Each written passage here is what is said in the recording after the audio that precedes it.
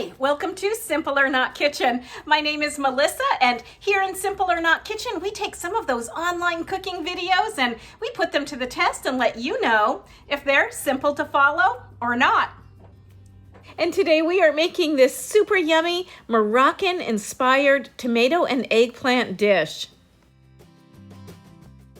Eggplants and tomatoes are one of my favorite vegetable combinations. I love to make ratatouille. I also love eggplant parmesan, so I was really excited by this recipe.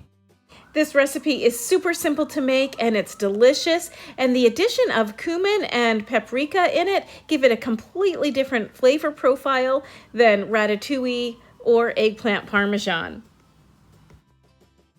To make this recipe, we're going to start with some tomatoes. We've gone ahead and diced them up. We're also going to need about a cup of eggplant, some garlic, and spices, cumin, paprika, and pepper. We're also going to use a little bit of olive oil, and we need some salt. We're using sea salt.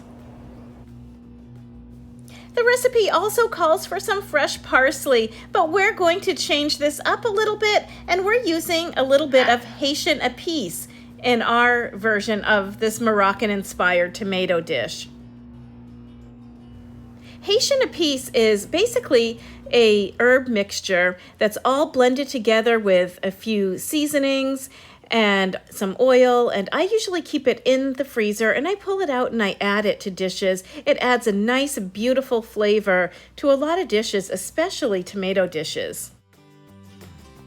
With the exception of using Haitian épices in place of parsley, we are following this recipe exactly as it appears online. We're going to start by adding oil to our pan, followed by the tomatoes. Then in go the eggplant, followed by the garlic, and then the seasonings.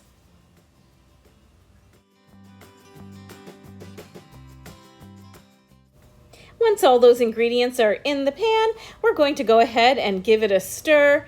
This is cooking on a medium temperature. And then we're going to go ahead and add about 2 tablespoons of our Haitian épices. Then we're going to cover our pan and let it cook. After about 15 minutes, our vegetables have softened up quite a bit. We're going to mash them a little bit. We want this to be chunky, but we don't want big pieces of vegetables, so we're just going to use the back of a spoon or a spatula to sort of mash up the bigger pieces of vegetables. Then we're going to add a little bit of water and continue to cook it for a few more minutes, mashing as we cook.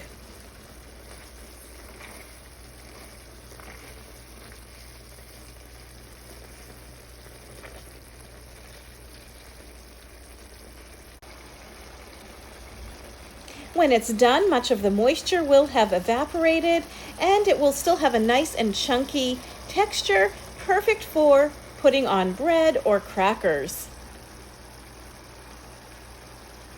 When it's done, we're going to pour it into a bowl and we're going to enjoy it nice and warm with some nice pieces of toasted French bread.